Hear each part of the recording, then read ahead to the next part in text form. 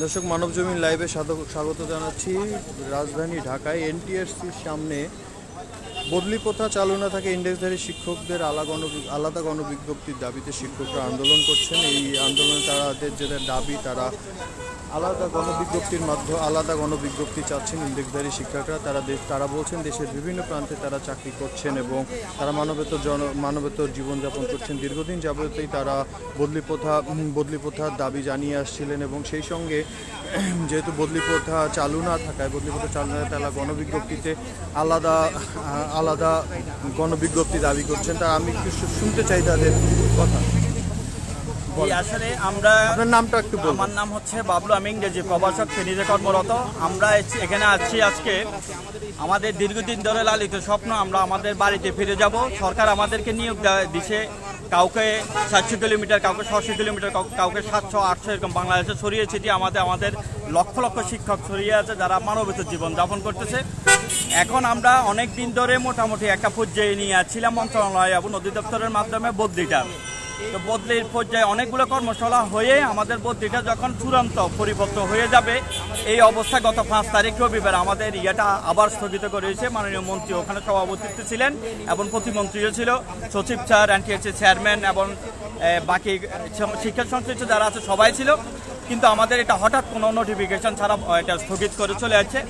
এখন আমরা চাই, এটা যেহেতু ওনারা বলতেছে এটা একটা জটিল প্রক্রিয়া এবং আমাদের সবাই গ্রাম থেকে এই শহরে চলে আসতে চাইবে, এই কারণে ওরা এটার জন্য রাজি না।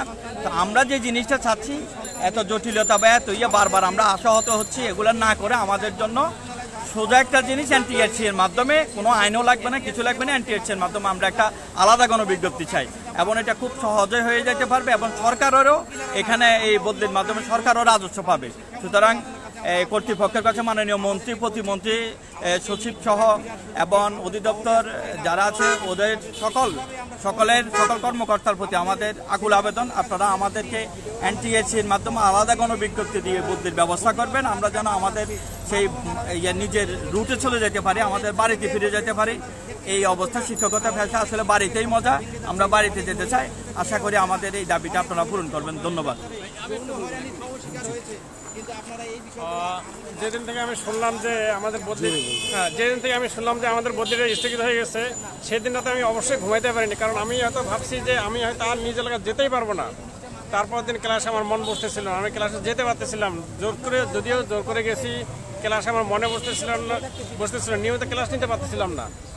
এখন বদলি না থাকায় আমরা চিন্তা করে যাই, এভাবে যদি ক্লাসে মন না বসে সেক্ষেত্রে নতুন কারিকুলামও বাস্তবায়ন হবে না।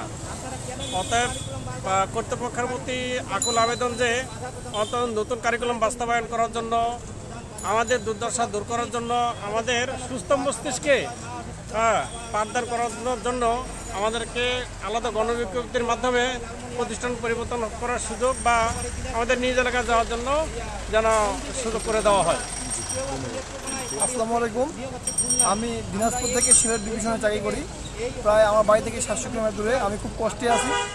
আমি যারা শিক্ষার সাথে সংশ্লিষ্ট তাদের কাছে আমার প্রয়োজন অনুরোধ, তাদের কাছে আমি হাত জোড় করে অনুরোধ করতেছি, এই শিক্ষকদের কীভাবে হাত পা বন্দি রেখে নতুন শিক্ষা বাস্তবায়ন করবে। এই জন্য আমাদের অবশ্যই শিক্ষা প্রতিষ্ঠান পরিবর্তনের সুযোগ দেওয়া হোক। ধন্যবাদ।